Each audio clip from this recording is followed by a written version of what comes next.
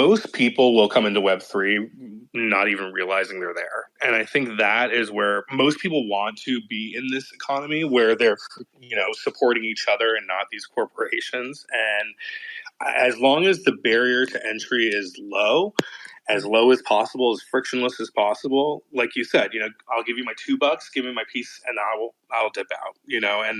And I see even with Rad TV. I mean, I theoretically think about it like this. Okay, I make surreal type videos, films, mixtapes of dozens of songs.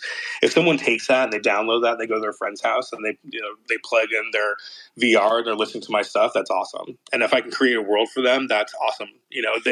That's something that they can do right where they're at right now, and they could be in Web3 and not even realize it.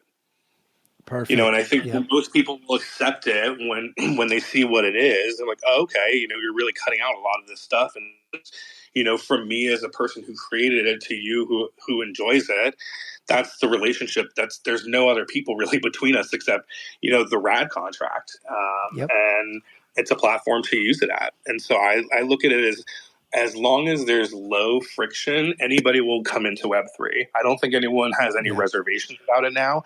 I think that people will not necessarily come to Web3 on their own unless they're already interested in it, which means you cut out a large population of people who just don't know, and they don't know the difference. If they go on an app on Rad TV and they see that it's a $5 movie versus going on, Amazon and paying $5 for a movie rental, what's the difference?